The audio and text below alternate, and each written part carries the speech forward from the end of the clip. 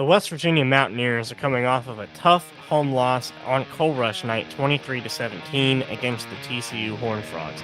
Is this actually a quality loss for WVU? And what are the positives to take out of this game? Find out on this episode of the Coal Country Podcast. You are now entering Coal Country. Ladies and gentlemen, welcome back to another episode of the Coal Country Podcast, where we discuss everything WVU sports. I'm your host, Ian McIntyre. Joining me as always, Tyler Cobb, Matt Howe, and we got Matt Lones back for another episode. Gentlemen, how are we? I'm happy to be here. How are you guys? I'm feeling actually kind of good after that loss. Never fun to lose. It's crazy to say, man. But I'm not joking. I'm feeling pretty good after that loss. And it's never a good thing to lose. And, you know, TCU might not end up being that good. Like a lot of people are saying they're like a bad 6-2 team. But, don't disrespect. They're still 6-2. Yeah, exactly. So you get what you can from it. And also before we hop in, I gotta apologize to regular watchers. We did not do a TCU preview game. We had a little boys reunion. The guys came back in town. We saw each other for the first time in a while. Hung out, watched the game. It was a fun weekend. We should have pulled up to the old recording room and recorded an episode there. Break into the old apartment that no one lives in anymore. The OG set. All right, before we hop in and talk and break down this TCU game, make sure to subscribe to the channel, like the video. It does a lot for the algorithm. Follow the Instagram, follow the X, and don't forget about the Spotify. This video will be up there. So, gentlemen, let's go ahead and hop into it. I'll pull up the banner here. WVU, again, loses a sort of close game, 23-17. TCU was heavily favored coming in, and as we always like to say, good teams cover the spread. Great teams cover the spread, and we did just that. Good teams win, great teams cover. Good teams win, great teams cover. Looking at the stats, Scotty Fox has to be the highlight, has to be the headliner coming out in this game. 301 yards as a true freshman is impressive. I don't care who you're playing. That is record-breaking as well. That now stands as the most passing yards by a true freshman in West Virginia history. So, putting on a show out there. 100%. Looking at Cam Vaughn, too, you know, we've been saying it for weeks. You got to find a way to get Cam Vaughn the ball. And look, he has 6 receptions, 85 yards. So a solid game from Cam Vaughn. And Jeff Weimer with the touchdown as well in the second half, an important touchdown to make sure the game didn't get away from us. And again, our defense turned up on TCU in the second half, only allowing 3 points. So the defense stepped up in a big way because they had not shown that they were even remotely competitive in any Big 12 game leading up to this one. So huge thing for the defense to step up. It's been such a rough year that we sound celebratory over a 6-point loss because we finally had a close game. But I felt like this was finally a game where I could take away more positives than negatives. Maybe the only one of the season outside of the Pitt and RMU games.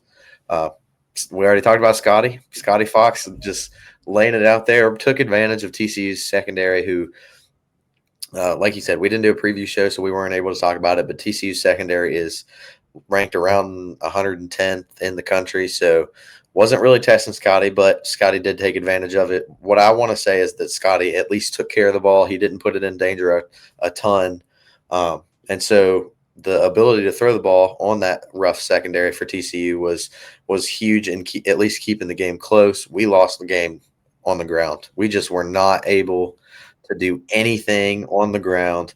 Only 41 rushing yards total.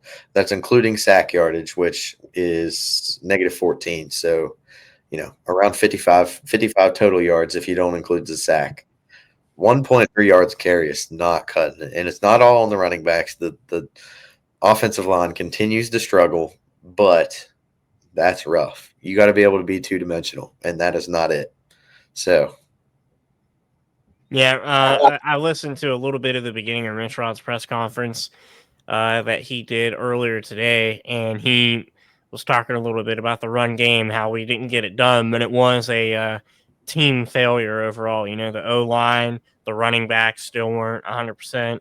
And, you know, the receivers maybe not blocking the way that you want to. The play calling as well. He did take a little bit of personal accountability for some of that. And me personally, I thought that the play calling in the second half was the result of Rich Rod throwing his hands up and saying, "You know what? Screw it. Let's just air raid this thing." And Scotty went out and showed you that he could do it. And we mentioned Cam Vaughn. Scotty somehow was making all the right reads, which I think was the number one most important thing in my mind as a true freshman quarterback when you're going out there and you know you're going to throw the ball is going through your progressions, making the right reads, and don't turn the ball over. And I think for the most part, Scotty made all the right reads, and he was noticing that Cam was basically beating his defender every single snap. Like he would run a go, and his defender could not keep up. And if Scotty could have just placed the ball inches better, then I think you could have seen 7 or 14 more points off on that scoreboard because there were some balls I thought were going to connect. I was gonna say you mentioned Cam Vaughn, who up to this point has just far and away been the best player on the team, and it's not even close. He was open several more times.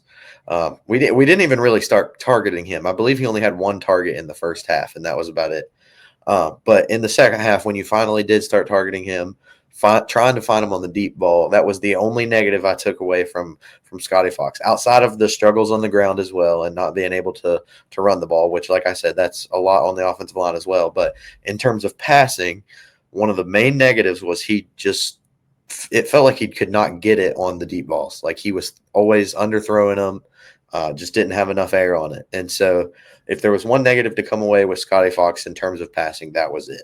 Because you're right. I mean, Cam Vaughn had a couple more that if you just place it out in front of him, that's more points on the board. That's the win. I mean, you get one more score and that's the game. So tough bounce. There was one that I wanted to talk about in specific, and it was that one in the corner of the end zone or front corner of the end zone where it almost looked like PI. Debatable. You just didn't have the ball bounce your way this game in terms of not getting that call. It is what it is. But that one, if you place it in front of Cam, he's making that catch, and that's 7th board. So that one was really rough. But yeah, Cam Vaughn still showed out. Scotty just got to get a little more air on the ball. Yeah, you're talking about that pass interference call. I'm definitely not putting the game on the officials. I thought they were okay, but that call was like blatant miss.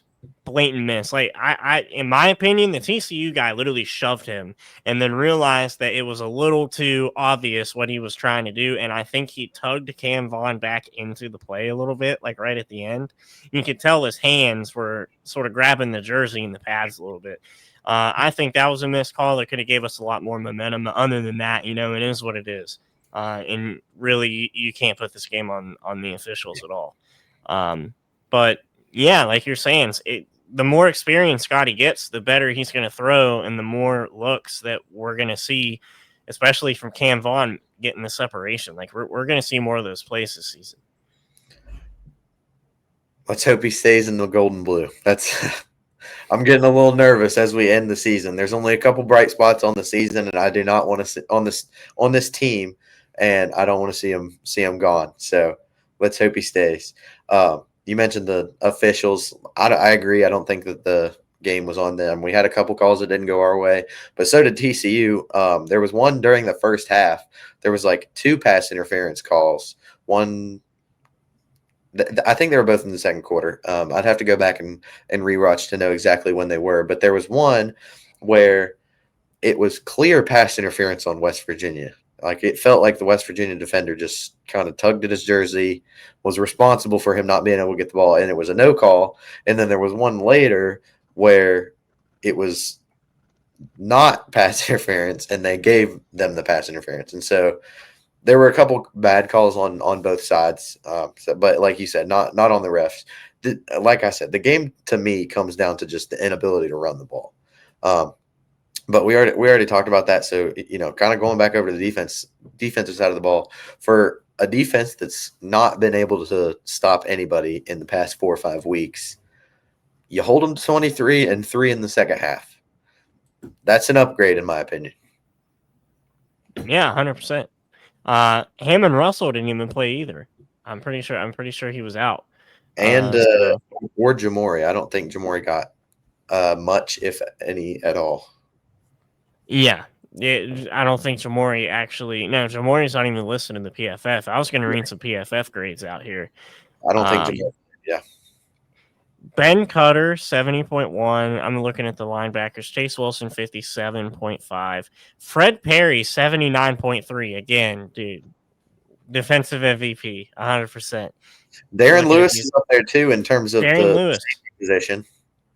Yeah, Had Darian a Lewis is up there 84 too. and 84.5. That's heck of a day for Darren Lewis. Only 24 snaps to some other guys that were getting a lot of snaps. Fred Perry's up there with 60. So having around an 80 with that many snaps is more impressive than probably 84 with 26 snaps. But Darren Lewis holding his own.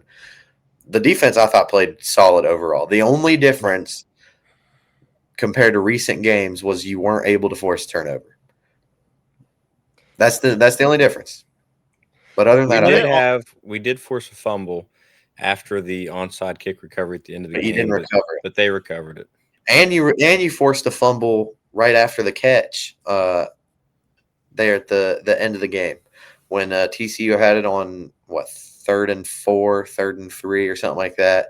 And I can't remember who caught it, but it was out route, made the catch, continued to run instead of going down, and fumbled the ball, and it went right into another defender's hands. So you had 2 forced fumbles there at the end.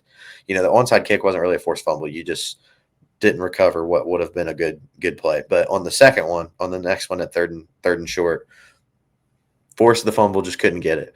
That was where, it was one of those games where the ball just did not bounce your way in a couple areas. And if it does here and there, it looks different. If you get the onside kick, are you able to go down, drive down the field and get the score? Who knows? If you get the fumble there at the end, when TCU was trying to pick up a first down, do you go down the field and score? Who knows? But a few more calls go your way, or a few fumble recoveries go your way.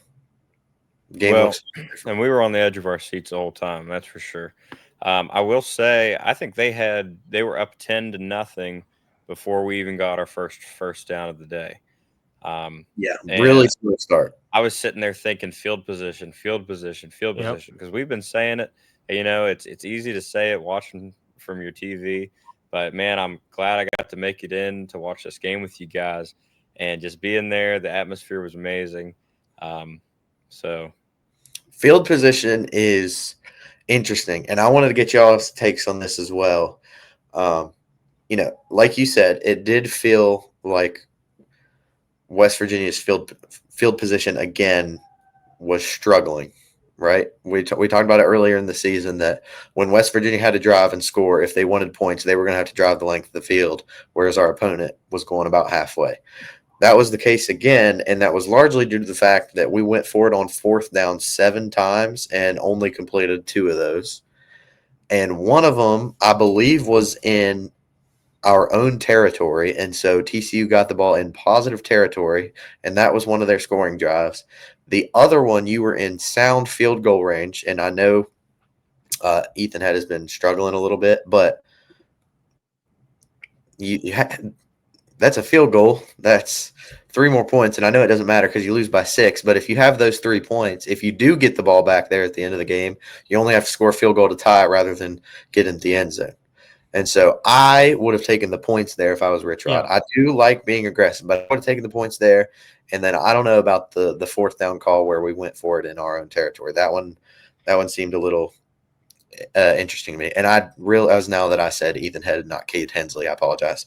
Cade Hensley has had some struggles in the year, but I thought I would have went for the points. Yeah, I think I would have trusted Kane Hensley in that early situation, like you were saying. Just take the points there and move on. Could have been a different game dynamic. I was going to say before you got started, talk about the atmosphere, which was awesome, by the way. 54,000 people showing up for a 2-5 team, blacked out at nighttime. Awesome environment. And most people stayed, bar the students, for the second half. Man. Them students got to do better. I know, dude. You're telling me. It's getting to the point where there are some sections that you could give to paying customers and paying fans because some students don't always fill it out or stay during the game. But anyway, 54,000 people. Great. I was going to ask you guys, would it surprise you to hear that was our first conference game of the year where we had a sack? It surprised me when I found out before the game that we hadn't sacked anybody since Eli Holstein against Pitt. Crazy. And we So retired Eli Holstein. I mean, I don't know. That's crazy. And interestingly enough, the game after Pitt was the game that Jamori finally got in. Somebody pointed that out to me as well. Jamori finally gets in their lineup, and we all of a sudden stop being able to sack the quarterback. And Jamori doesn't play this game, and we sacked the You get a quarterback. sack. What is going on, dude? I was also going to say, would it also surprise you guys to know that this was the first game? I'm trying to figure out how to word this. This is the first game where we had a receiving touchdown scorer not named Cam Vaughn or Grayson Barnes. And it was Jared Bowie. That was the first game all season, correct? Yeah. And if I'm not mistaken, I'd have to go back and look at this one. But is this the first game where our quarterback has had a positive touchdown to interception ratio? Could be. I mean, Might be. barring RMU. Okay, yeah. Other than RMU. Yeah. Is It could be. Jeff Weimer got the touchdown. Yeah. Not Bowie. Who did I say? Jared Bowie. Jared Bowie had a good game though. His PFF grades were high as well. That's why I He was still thinking showed about out. Yeah, mention I him. was genuinely surprised by him. Didn't have a ton of snaps, only 9 snaps, but he graded out as a 82.8 in PFF as well. So Jared Bowie and Jeff Weimer, I would look to them more on the offensive side of the ball to get some more touches at that receiver position. I'm going to look for that to see if I can figure out if this is the first game outside of RMU where our quarterback has had a positive touchdown interception ratio.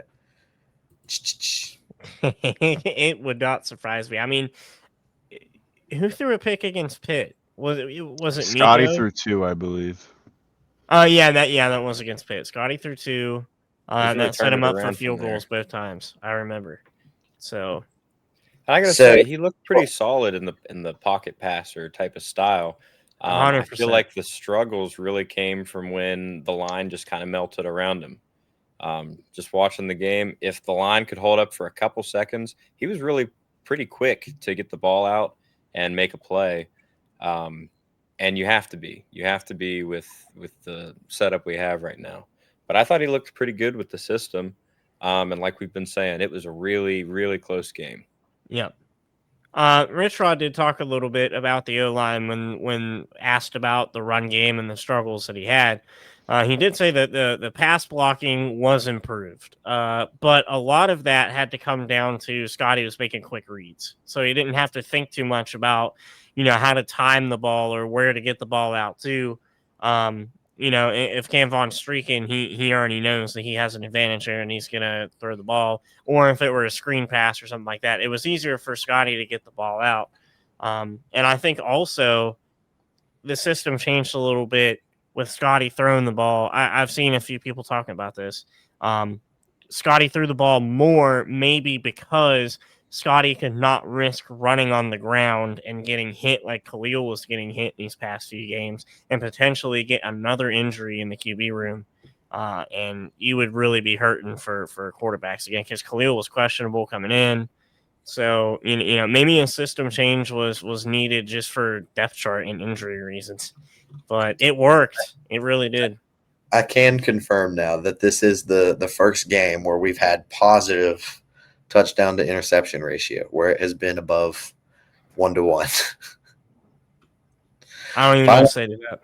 Finally had a somewhat good quarterback game. Nico against Pitt, that was probably the best. I would say that this is the best quarterback game we've had up to this point. But Nico against Pitt had a touchdown and no interceptions. However, like you mentioned, Scotty came in and threw those 2 interceptions, and so the game ended up being 1-2. Would it surprise you guys? I mean, we keep going with these surprises, but would it surprise you if I told you that Nico Markiel still remains our leading passer 8 games into the season, and he hasn't played since Pitt? What's the differential now, though? Because it's still hefty. Nico has 720. The next highest is Scotty Fox with 466. So that's probably not going to change until at least the next 2 games. Yeah, I didn't think the gap would be that big. I didn't think the gap would be that big, but it does surprise me a little bit, actually. And It Was does this our surprise first me. game we've played one quarterback the whole time? Yes. I believe so. RMU got both. Ohio got multiple. Pitt got multiple. Kansas got multiple. Yeah, this is his. Yeah. Now, that would be my main critique of Rich Rod up to this point was, you're leaving the same offensive linemen in who aren't doing good, but yet you're swapping out quarterbacks like you're changing clothes Well, until this game. I tell you what, it's been a rough year. I feel like it should have been obvious at the beginning of the season when he said he had 5 quarterbacks that he could win with. He felt he could win with. No team in the country has 5 quarterbacks you think you can win with. For a little bit, you probably think it's coach speak, and then you get to the game and realize what was going on. Yeah. Interesting question. Do you win this game with Nico Markiel in the game? No. Because Scotty didn't have to run that much anyway. I don't. That's a hard question to ask because I think you could be in a different situation coaching the game where I think Rich Rod in the second half threw caution to the wind and said, okay, we're going to air raid the roof off of the stadium. And I don't think he would have done that with Nico. Nico does still have the highest completion percentage by a large margin, and it's 67%. I don't know if you win. The reason I ask is because Nico Markiel was on the sideline. He was on the sideline in a boot. Just a note. I'm not saying it's don't look too much into it. I'm just saying he was on the sideline. Yeah. So I don't know. I'm so happy with Scotty though. That's really all that matters to me right now. There's a little bit of a spark going on the offense now, and I think the defense fed off of that as well. That kind of brings up the next point: is it finally over? Yeah, but not by choice. Injuries, dude. Yeah, I think looking at the depth chart solely, you got to say yeah, probably. Continue. I was gonna say unless for some reason Khalil gets healthy again and comes back and Rich Rod decides to start him, which I don't see that happening. But I think from the depth chart solely and based off of this performance where Scotty has proven to you that he can get the ball out quick and mostly accurately, I think he's going to be your starter. I was going to say outside of against BYU, Scotty had been the guy going in before Khalil up to this point in the season anyway. And that is by far the best game on the year by a quarterback outside of, again, maybe the Pitt game for Nico. And so even if Khalil does come back healthy, unless we're getting blown out or Scotty Fox is just struggling against the defense, I don't know if we see Khalil in real game time again. It's a real thing. So or Henderson. I mean, I don't know about the Henderson situation, man. I really don't. Yeah, I don't know. How did he get injured again? Like, what was going on with that? I don't remember how, but he's been out with injury. My thing is just like he has so underperformed every time he's had a chance to come in the football game. And we defended him too. We're like, the dude hasn't been given a chance. The fact of the matter is we have a really rough quarterback room, and the 2 quarterbacks that have shown a little bit of spark, or 3, if you will, one of them is injured and perceivably gone. The other 2 are freshmen. So luck of the draw. What a season we're having. Been a rough year. We said it at the beginning of the episode. We are talking about a game we lost by 6 points like we won because it's been that bad. Yeah. A bowl game is still possible, baby. Mathematically, we're still in the hunt. Going back to Frisco. For your next 4. I mean, the Colorado game at least looks winnable, right? Dude, that Utah game was Colorado. I feel like the Colorado game looks winnable. We're going to talk about Houston, but I don't see us beating them on the road. And then you end the season with Arizona State on the road in Tech. So go ahead and chalk up at least 2 losses. Unless it snows in Morgantown and for the last game of the season and it just causes havoc. Nah, it's going to snow in Houston. That's I'm manifesting it right now that we will have a snow game when we face Texas Tech, and it's going to cause so much havoc that West Virginia wins the football game. Dude, that would be crazy. I've never been to a snow game. So I have not either, and I need to. I want one. Dude, that'd be crazy. Top 25. Yeah, let's go ahead and move on to the top 25. So let me get our background situated. So for week 10, we decided to continue our tradition of making a top 25 list. And here it is. I made a new graphic. It's a little small because I'm sharing my screen and we want to be able to move teams around. But this is my personal list. And I know like we're all relatively on the same page, but that's why we're doing this segment. We're going to discuss what's going on and figure out where to move people. So, Tyler, go ahead and tell me what you think about what you see. I'm just going to go top to bottom. Right. Your top three, I think, are just fine in any order. Genuinely, you could have any order of those top three, and I would not be mad. Very, very comfortable with those top three. I value winning, and at this point in the season, you have 8 games for most teams of data, and 8-0 is 8-0. I would have BYU and Georgia Tech 4-5, and Alabama and Georgia 6-7. However, I know that people disagree with that, so I'm comfortable with having Alabama and Georgia above BYU and Georgia Tech.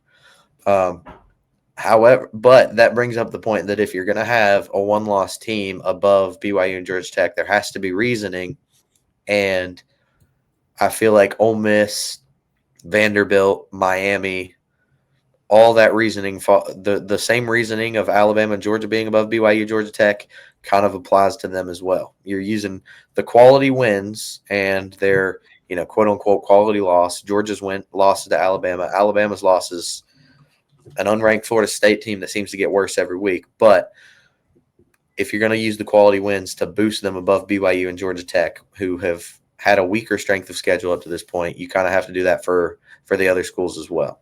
So the teams I would look at right now is the first one that jumps out is Ole Miss. Where are you going to put them? I was thinking of moving Ole Miss above Vanderbilt. I think Ole Miss has a solid resume. Vanderbilt played Missouri close. Perbula went out this week, and Vanderbilt did not look fantastic in their win. But like you said, you value winning. I value winning as well, but I take a lot more into consideration, such as the conference, the strength of the conference, and who you've played in the conference. Not necessarily conference bias, but you know what I mean. Looking at your schedule. And wins as well and head-to-heads. So that's why like you look down at like 22, 23, 24. I have USC because they beat Michigan. I have Michigan because they beat Washington, so on and so forth. So that's sort of what I'm valuing in my list. I'm okay. I get your reasoning for wanting to move Ole Miss above BYU and everybody. Same reasoning as Alabama and Georgia. I get that. But I also look at it as like, who would you take in a game, BYU or Vanderbilt? I would take BYU for Vanderbilt, but I'd take Ole Miss over BYU. So it's really weird for me to grade them just based off of that. See, I would probably take Ole Miss and Vanderbilt over BYU, but like I said, at a certain point, undefeated is undefeated. Now, Right. if it was 3-0 to 2-1, and we were still early in the season, then I could understand it. But we're 8 games into the season. A lot is going to come out of that BYU and Texas Tech game, not this Saturday, but next Saturday. So they've got a lot riding on that. I would definitely have Ole Miss and Vanderbilt above Oregon. Outside of playing Indiana close, Oregon does not have a quality win. If you want to consider Penn State quality win, sure, why not? They still had their starting quarterback at least, but even that win looks rough at this point. But I would definitely have Vandy, Ole Miss, Miami, and even probably Tech above Oregon at this point. I agree. So that's resume based, I assume. Your reasoning is resume based. So when I do it, I always go resume first, and if it's so close that I can't decide who has the better resume, I will say who I think is better.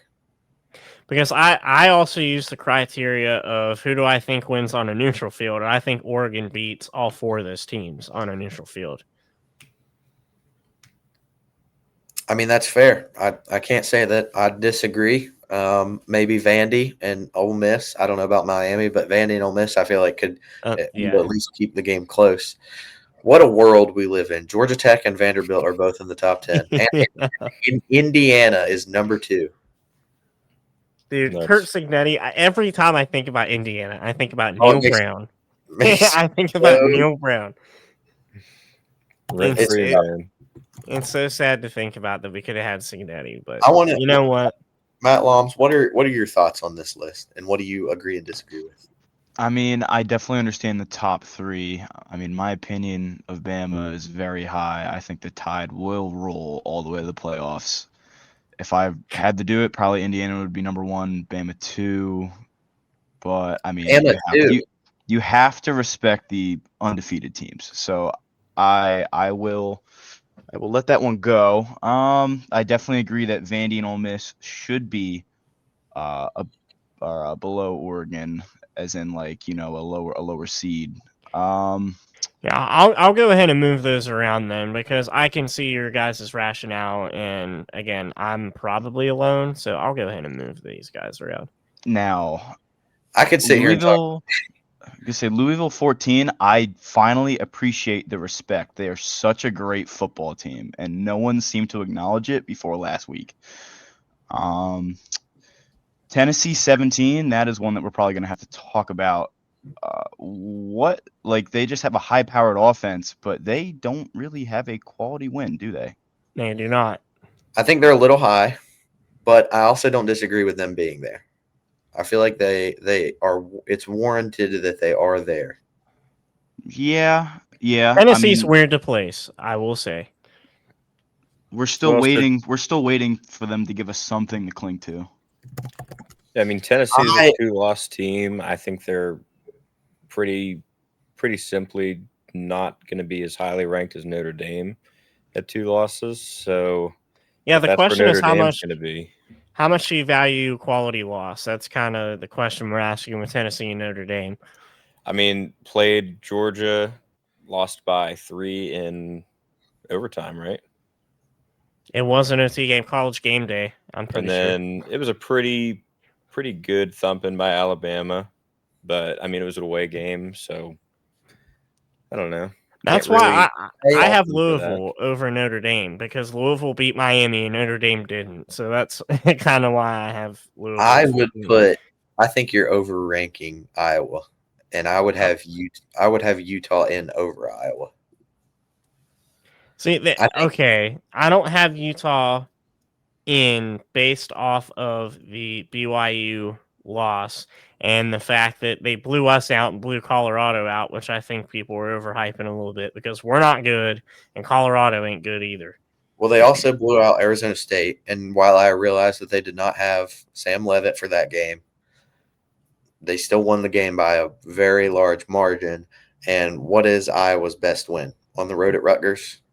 Yeah, Iowa just has 2 very, very close played losses, I believe. 2 very good teams. That's about the only thing. So I would Iowa for me is on the just misses, whereas I would have Utah in over them. Yeah, I would definitely have Utah in. But they would be lower. So, like, I would move Houston up. I'm almost to the point where I'm convinced Houston should be closer to 15 than they are 20. Other than that, I don't hate anything too much. There's some things that I disagree with. Like I said, BYU and Georgia Tech for me would be 4 and 5. Bama and Georgia would be 6 and 7. But the only team on here that I disagree with is Iowa. I like the ranking of Navy, which we're going to talk about here in a second when we move to bold and brain dead. The Washington respect, the USC Michigan Washington thing, I think is perfect because they're all I believe 2-loss teams and they all have a head to head over each other. If I'm not mistaken. Yeah, my thing is if we bring Utah back into this thing, are you okay with kicking Washington out? Because that's kind of where it's going to be. I'm okay with kicking Iowa out. So you want to kick Iowa out? Yeah, I would drop Iowa out. I would completely drop Iowa and put Utah in place of them. Because not only are they a 2-loss team, but I don't think they're better than any of the other Big Ten teams below them. I agree. And there's no win on Iowa's schedule that tells me that they're a good team. Their best I don't even know what I want to say their best thing. They lost to an Iowa State team that has looked really rough the past couple weeks, and they lost to Indiana by 5 at home. So we're looking at those losses and saying, okay, the Indiana loss looks good and their overall record, but their wins are UMass, Rutgers, Wisconsin, Penn State, and Minnesota. Not Yeah, much there. I think that we should shelf any Iowa hype until after they play their game against Oregon. I concur. Yeah. Okay, so we are 3-on-1. Getting I would around. I would move everybody up one and have Utah either 25th or 24th, depending on whether or not you want to give Navy the respect they deserve. Well, I think Navy at 25 is enough respect. Yeah, I mean, you can No, respect I mean, the I undefeated agree. without giving them. I would mean, probably have if you want to Utah put all the undefeated teams, the top 5, 6 teams, go ahead undefeated and put Power them up 4 there. teams. Undefeated Power 4 teams. I mean, to be completely practical, Navy I'm deserves fine the with respect. Navy 25. That's where I would probably have Navy. But Utah, not. I wouldn't move them above Washington, Michigan, and USC. Okay. I think it's known I am not high on Utah. And it's not because of their fans, because their fans are annoying. But I'm just not high. I'm just not high on Utah the team, even though I think offensively they're good. Hey, we I'm get just to not high find on out Utah. Saturday. They play So Cincinnati at home, so game day, baby. I'll be. So Utah this has is a cake schedule outside of Cincinnati from this point forward. yeah, that's the thing. So they blow out Arizona State without Sam Levitt. They blow out Colorado and they blow us out. They lose to their rival, which I get was in Provo. How much weight are we putting into the blowout of UCLA on the road in week 1? Not much considering that Indiana made them look like a D2 team. So I don't know. I mean, is Indiana just that good though? No, I think Vegas knew that I wanted the spread to get covered, and they said no. Ian's not Dude, it having this one. was so many points, and they still covered. Yeah, everybody thought it was a lock, including me. I'm like, dude, I'll put 5 on it. Nothing. Other than that, I don't disagree with anything here. I'm perfectly content with for the most part with this. All right, fair enough. Not big changes. I mean, Utah was definitely on the cusp for me anyway, even though I'm not a believer in them. So there we go. That'll be our cumulative list, and I think we should do this moving forward. Just go off of last week's list and then plug and play. It's a good system that we're going, so. We All will right, only let's get get more clear evidence as the year goes on. exactly, and we're in week 10 right now, so teams are building out their solid resumes. But So. I have one question before we move on, and this is just to, out of my own curiosity.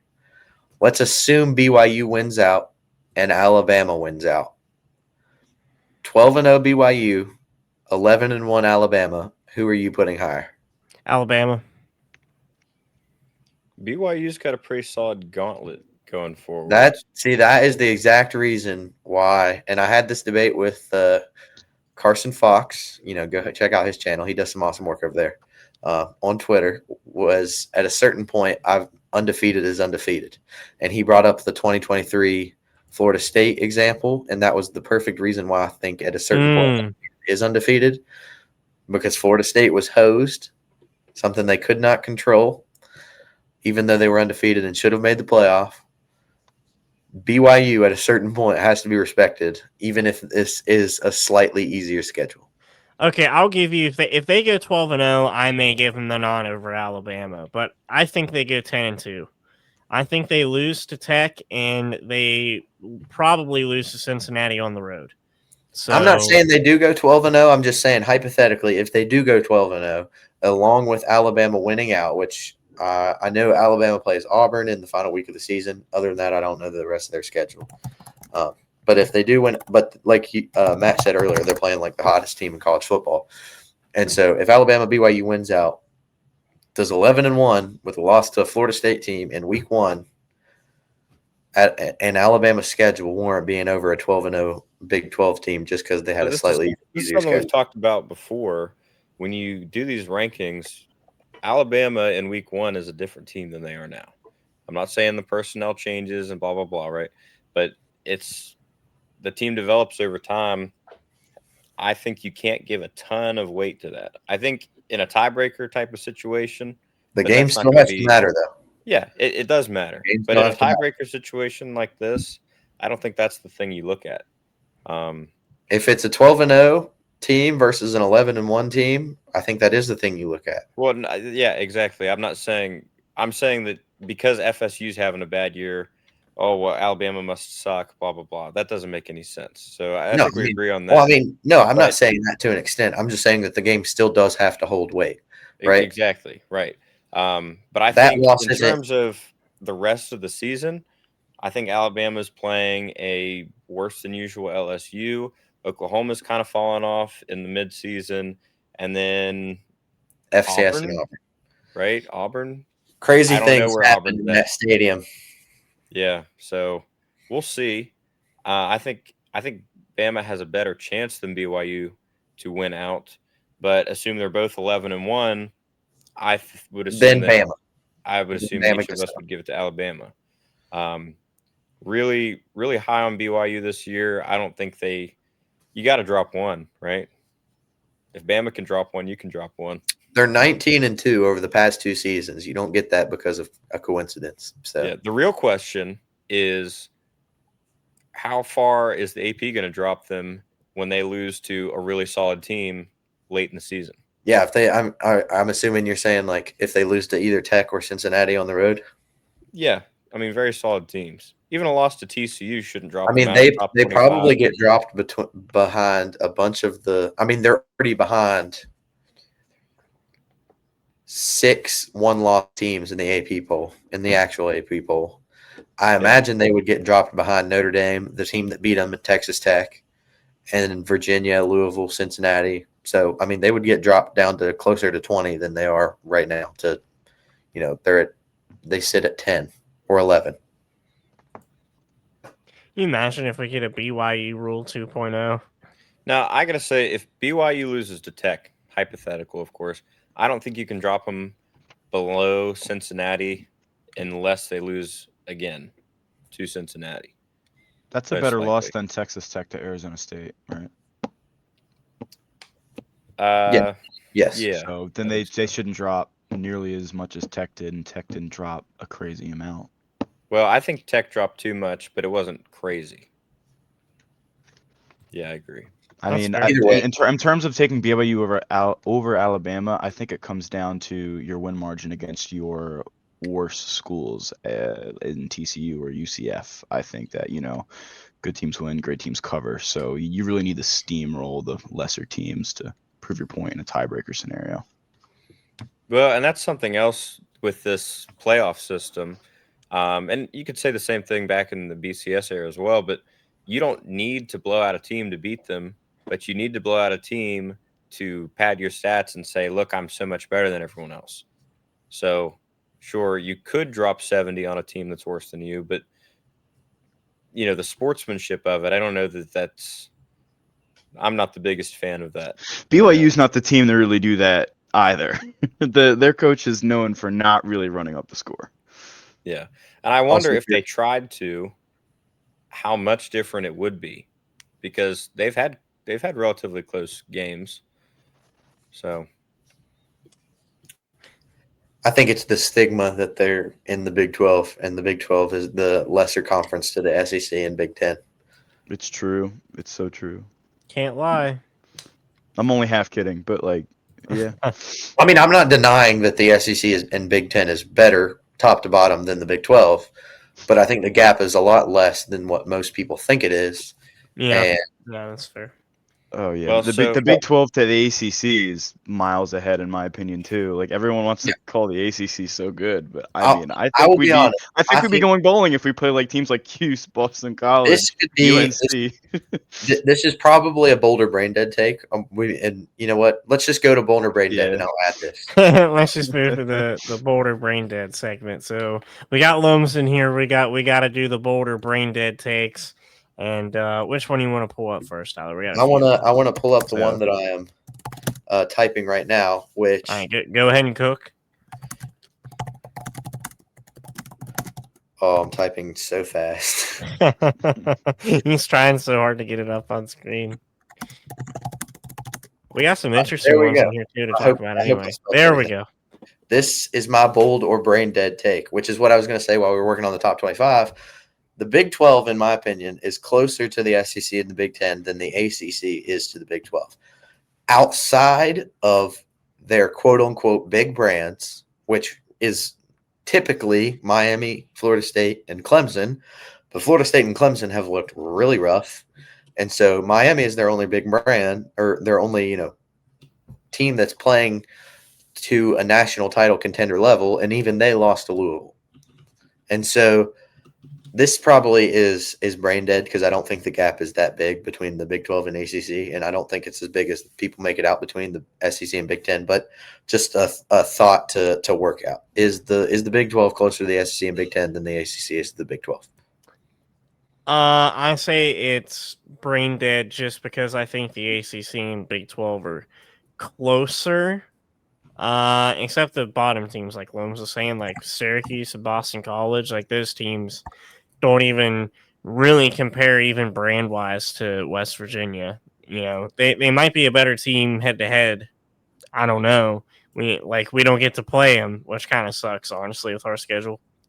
But it's hard to tell. I think the ACC is closer just because normally Clemson's good, Miami's good. Normally Florida State is above decent. So What sucks is we have no points of reference for the big boy teams, so to speak. Like Tech didn't get to play Miami or Georgia Tech or Florida State or Clemson. BYU didn't get to play one of the top teams. Cincinnati or Houston didn't get to play one of the top teams. The point I was going to bring up is that this year the Big 12 is 6-1 versus the ACC. The only loss is Colorado losing to Georgia Tech, who currently sits at 8-0 by 7. it was a close Mind game. you, Colorado is probably the third worst team in the Big 12 right now. West Virginia is undoubtedly the second worst team in the Big 12 right now, and they beat a Pittsburgh team that is looking to compete for a national title, or not a national title, but an ACC title down the stretch. I mean, Pitt, other than West Virginia, against ACC competition, has looked solid. Yeah. Your other wins are Baylor against SMU, TCU against SMU, BYU against Stanford, TCU, and UCF against North Carolina. So you don't have any of the big boys in the Big 12 playing any of the big boys in the ACC outside of Georgia Tech playing Colorado. But again, that was close. Georgia Tech is right now the favorite to win the ACC. Colorado is bottom 3 in the Big 12. I was also going to make the point of, look at the teams that we just added a couple years ago, dude. They're at the top of the conference. Cincinnati, brought in from the American, is well ranked. Utah, again, like we were on the bubble about having them ranked. Do you guys want them ranked? Like they're good, undoubtedly, whether they're ranked or not. Utah's right up there. BYU, undefeated in their, third year in the Big 12. Colorado isn't really good this year, obviously, but it's Cincy, a huge brand now with Coach Prime. You can't deny that. So the Cincy. teams that we brought in have worked. Yeah, Cincy, dude. In the past 2 years, you've had Arizona State win the Big 12. You've had Utah and BYU be close to winning the Big 12 and currently sits undefeated. Utah currently sits around the bubble on top 25. Colorado was competing for the Big 12 last year and had the Heisman winner. Houston, Cincinnati are both firmly in the top 25. Whereas the ACC edition, Stanford, Cal, and SMU obviously played for an ACC title last year, but this year has struggled, and Stanford and Cal have looked like two of the worst teams in the ACC for the past 2 years. They went up 7-0 on Miami, guys. They competed with Miami for a half. They went up 7-0 on Miami. Oh, my Lord. So, yeah, So- I think Big 12's better than ACC, flat out. I'm confident saying that. Now, whether we're close to the SEC, Big Ten is another conversation because the worst in the SEC, I think, if you consider Mississippi State still lower down in the SEC ring, even Arkansas is down there too. Like, I think they can compete with most Big 12 teams, 100%. Those lower SEC teams. Big 10, I don't know. You got lower guys down there like Purdue, questionable. But I think the guys at the top of those conferences are undoubtedly they're at the top for a reason. They're just better. So that's my take. I think the Big Ten, more than any other conference, has an extreme gap between the top very few Yeah. select teams and everybody else. I was going to say that. I think if you take the average of each conference, I think the Big Ten in particular is pulled up so high just by a couple teams each year. I think the SEC is similar, but not nearly as dramatic. Whereas I think the Big 12, you don't see a lot of undefeated teams because maybe you don't have the untouchable team every year, right? Like Alabama typically, or Ohio State typically, or Oregon last year. But the teams that are good in the Big 12, they can be really good and you still drop a game because your competition is closer in skill level to you. And that's not to say that you're worse, but that the competition within the conference is better. And to your point about like Mississippi State being on the lower end, they're 4-4 overall, but they beat Arizona State, who was the conference champion last year. You drop games. No team is untouchable typically. I mean, you're going to have a couple undefeated teams here and there, but I think it's a lot closer than people typically argue. But I think it's a good take. I think the ACC, especially this year, I think the ACC is pretty weak. I think Georgia Tech is probably the worst 8-0 Power 4 team. I don't know. I mean, that's my take on it. But I mean, you could argue, like you mentioned earlier. You could argue, you make the same argument. Florida State beat Alabama. They're 0-4 in conference. So maybe the ACC is so much better than the SEC, right? Obviously, we don't think that's the case. But teams drop games, and you can't point at that and then say, oh, well, actually, this is exactly how it works, because that's just not how football works. You got to play the games. I think the Big 12 overall is a better conference. So I'm with you. I was going to bring up this has nothing to do with the take. I'm going to say it's a bold take, not a brain dead take, but I agree with Matt I do think the Big 12 is better than the ACC, but I don't know if it's so convincing that I would say that the Big 12 is closer to the SEC Big 10 than the ACC is, or than the ACC is the Big 12. Right. I think it's kind of linear and it mixes and matches a little bit. But they're all closer than what most people make them out to believe, which is why I think that an 8-0 BYU and 8-0 Georgia Tech should be above a 7-1 Alabama and a 7-1 Georgia. The note you made about the Big 10 and the SEC being very different in terms of the SEC seems somewhat balanced from top to bottom, whereas the Big 10, there's a significant gap between the top and the bottom. A&M, Bama, Georgia, Ole Miss, Vandy, those are your top contenders in the SEC. Arkansas, Mississippi State, South Carolina, Auburn. I'm excluding Kentucky because Kentucky is on a whole other level of bad. But four that I mentioned it almost feels like they can go toe to toe with anybody in the SEC to an extent. Like Mississippi State, for the most part, has played close games against the teams that are looked at as good teams in the SEC. Arkansas played a close game against Ole Miss, played a close game against A&M. Auburn played a close game against Georgia, and if not for a couple of calls. And then you look at the Big Ten, and you have Indiana, Ohio State, Oregon in the top. I would say those are firmly the top three. I would say a significant drop-off from Tier 1 to Tier 2, which is, Iowa, Michigan, USC, Washington, maybe Illinois. And then you look at the bottom. They have 4 teams that have 0 conference wins. Wisconsin, Purdue, Michigan State, and Penn State are all completely defeated in conference. And, I mean, especially Wisconsin. Like, if you look at Wisconsin, the level of bad that Wisconsin – I don't know how Luke Fickell has a job, but the level of bad that Wisconsin is this year is unbelievable. Scored 17 against Miami. That's one of their 2 wins. Scored 42 against Middle Tennessee. That's their second win.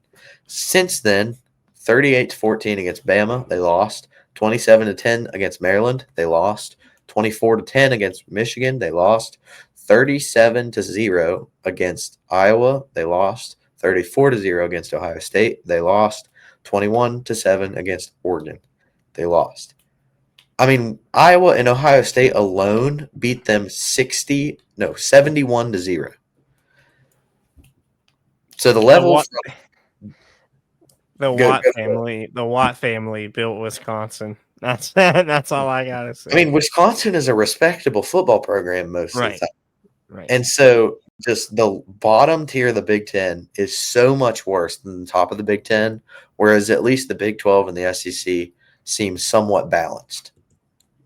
Yeah. So the last time Wisconsin was competitive, was that Russell Wilson? Like legitimately? They were top No, 10 in 2019. I I don't know if that was they the had last. respect with Graham Mertz, no? Like they were respected as a decent football program in very recent history. I mean, They just seem they're- to have fallen off a That's why cliff. they're normally respectable because I mean, Wisconsin, Yeah. like as early as 2019. I'm going to check if they've had any significance since then. No, not really. Their best season since 2019 is 2021, and they went 9-4. 2019 they were 10-4 and top 10 at one point. all right. They finished 11th. It makes sense. Wisconsin is storied then. I mean, granted, I don't know all of my Badger ball, but makes sense. I don't know So, if they've ever gone winless in conference play. Because that I don't see a way where they win at all. I mean, maybe if they had Minnesota at home, but they don't. And They have Minnesota, not gone winless in like- conference play since 1990 when they went 1-10, 0-8. where's the battle of the rodents? The Golden Gophers versus the Badgers. PJ Fleck to LSU. We are totally rambling on this first Boulder Brain Dead take, so we'll have to do the other ones kind of quick. But I Dude, feel like this is what the pod's about, dude. We're just yapping. we should make. I mean, a toilet bowl needs to exist. The toilet bowls need to exist.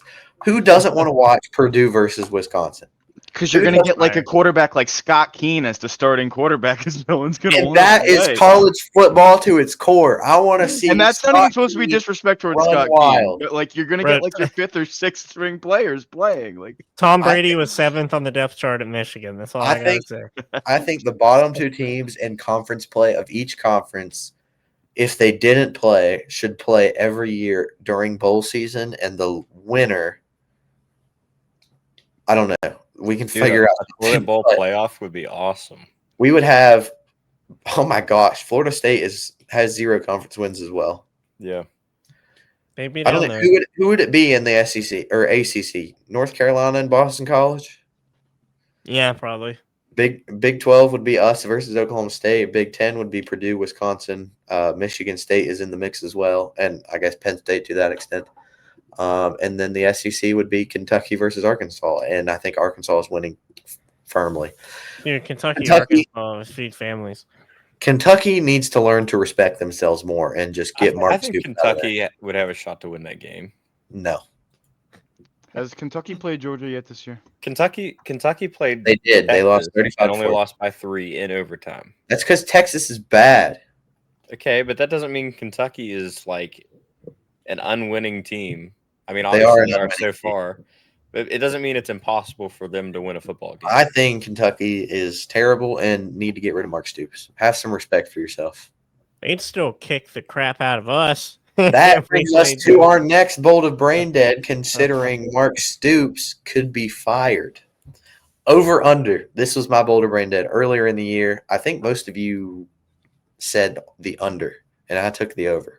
No one who saw Brian Kelly getting fired this year. Yeah, I mean, That's true. It was like a distant possibility, but I mean, like they didn't look good at all.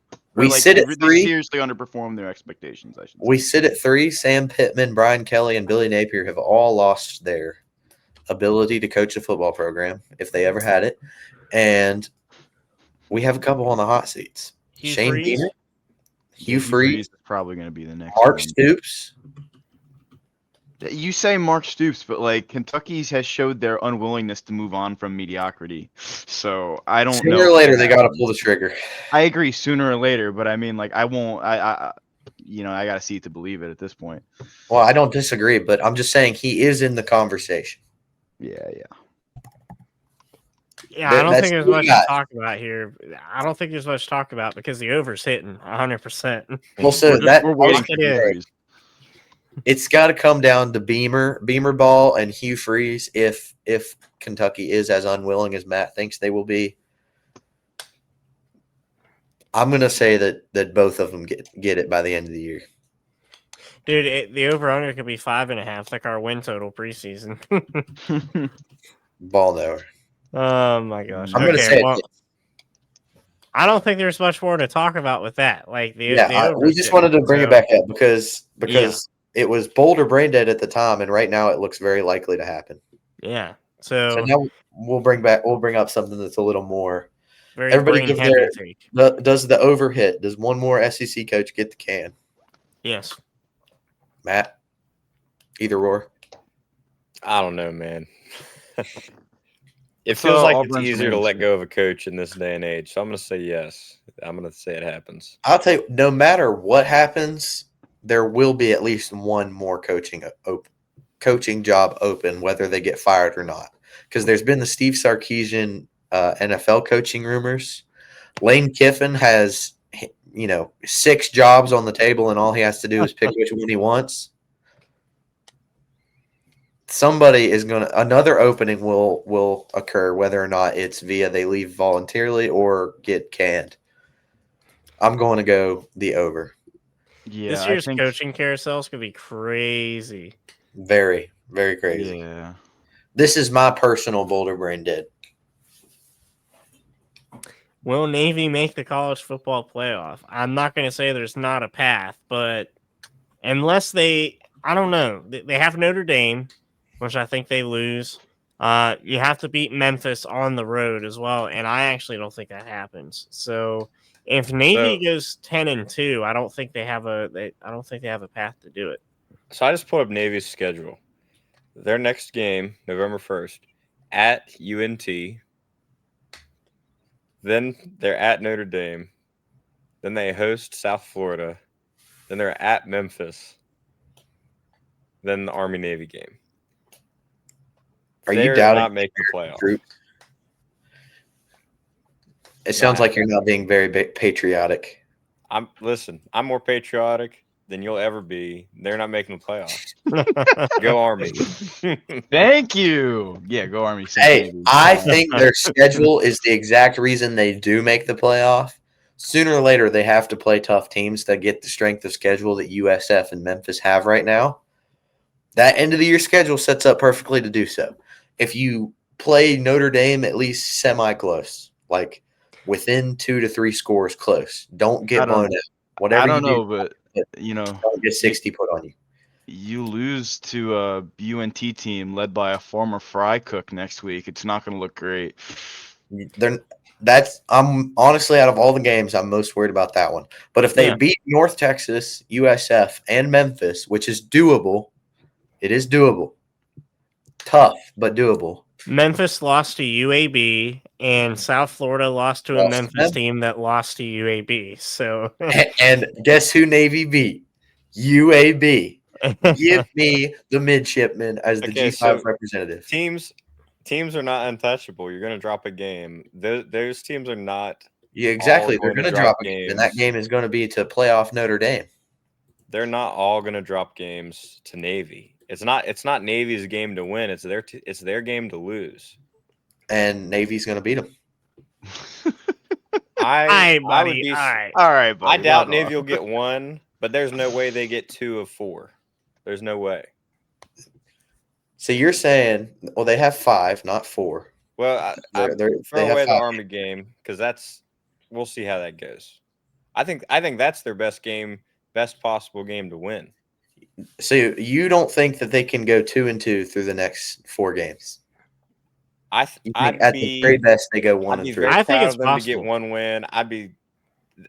I don't think there's a chance they go 2 for 2 of 4. I think if you're drawing the line at going 2-2 through the next 4 games, then like their chance to make the playoffs is already gone. So That's where Exactly, I'm exactly. standing. I'm not drawing the line. I'm saying they go 3-1 for the So next there's 4. my line. My line's way. 2-2 at best, and I don't think Yeah. it happens. I don't think they get 1. So But you're I saying say there's no shot they get 2. That's my Navy? take. I mean, I'm I'd an love to be American wrong. patriot, and I You could be an American patriot and support freaking the Coast and Guard I am Academy, brother. rooting Like, I'm for rooting for Air midshipmen. Force. I respect you, Navy, and you are going to prove these haters wrong. Not a hater. Go crazy. Not an aviator. You're a hater. You are a hater. You are a I- certified hater. I think it is certainly possible Navy goes 2-2, but I don't think they go more than 2-2. And if they're 10-2, they aren't making the playoff. What if? Okay, what about this then? What if they go 2-2 through that stretch, but one of the wins is at Notre Dame? Notre Dame has a fluke game like NIU. Well, then it's That weird is because if you lose to North Texas but beat Notre Dame, like what does that say about your consistency? Let's say that they what's the best circle of suck scenario? They beat Notre Dame and Memphis, Carleton but they State's lose. better than us. Let's say they beat Notre Dame and South Florida, but they lose to North Texas and Memphis. What happens then? They don't make the playoff. Well, they have a worse. Hold on now. Hold on. They have 10-2. 10-2. They would be 11-2 because they have to win the conference championship game. 11-2, American Conference champion with a win over Notre Dame on the road. That is better than any other Group of 5 resume. Yeah, but you lose to yeah, North Texas. but you're inventing that in your head, and you could literally say that about any other Group of 5 conference. I'm not saying it's not. on. I'm asking a question. Okay, who is your G5 representative? If you're going to dismiss the thought process entirely, who is your G5 representative? That will not be apparent until week 11. No crap. It's a prediction. Say it. Say your G5 representative. Delaware makes a New Year's Six Carleton bowl. State. You are a buffoon. Get off my show. Delaware makes a New Year's Six bowl. Dude, I like that. I think it's a tight race. It is a tight race. I think we should be watching that more than who gets the first round buys. I think we should be paying more attention to who's going to make it in the bottom of the bracket. That's the way more entertaining race to watch. Let's move on. Navy, I believe in you. Prove the haters wrong, especially Matt Loms because he's a chicken and he doesn't want to name his G5 representative. Tulane. All right, we're done. James Franklin. This is Ian's. I'm going to let him go. We'll win a national championship with Tulane. Dude, it's happening. I think James Franklin. I was gonna say, I think James Franklin, wherever he chooses to go next, which he may actually get one of these big SEC job openings after that interview he did on game day. It would not surprise me one bit. I think it is possible that where James Franklin chooses to go next, provided it's in the Power 4 somewhere, he can and will have the ability to win a national championship. I think wherever he goes in the Power 4 next, he will finally shake off the stigma of not being able to win the big games. Because if you're in a conference like the SEC over the Big Ten, and especially if you're taking over a mid-SEC team and, not, Alabama or a team like that, you're going to have more chances to prove yourself. And I think James Franklin will have the ability to prove that he can win bigger games.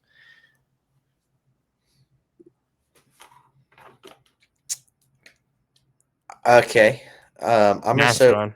gonna say brain dead because I don't think he wins it either, no matter where he goes. He can't win the big game. But I'm gonna say it even more. You on Twitter too much. He can't win the big game. That's just how it be. More so because I think he lands at Virginia Tech, and I don't know if he can win one at Virginia Tech. Yeah, I think Virginia Tech has definitely moved down in terms of like a That's program if he lands at Virginia Tech, though. Well, of course. That's the thing. I think it's more of a personal problem for him not being able to win at Penn State than a Penn State problem. So yeah, I tend to agree. I don't think he'll win a national championship. He's gonna his career in the ring. I think it's possible if he gets an SEC job. I think Penn State should hire Clark Lee, and he should just go back to Vanderbilt. Dude, who's coaching Vanderbilt right now? I forget his name. Clark Lee. Clark Lee. Clark Lee. Well, He should go to Penn State, I'd rather have Clark Lee than and Franklin. then James Franklin go back to Vanderbilt.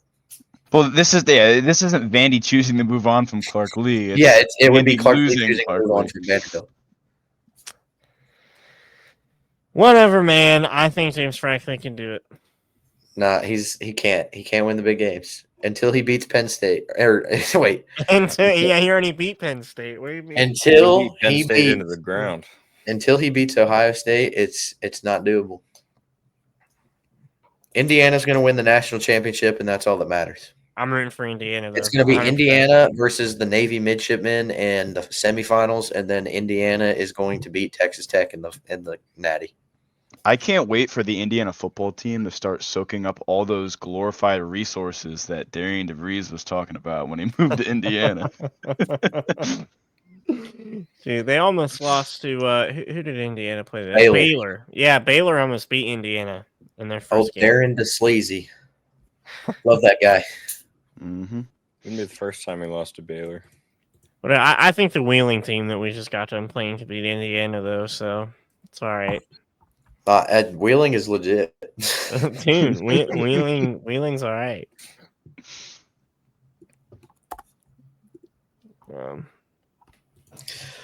Navy. Navy will make the college football playoff. No, they won't. And James Franklin and Navy. How about that? Yeah. And then I'll believe. James Franklin and Navy. I'll believe.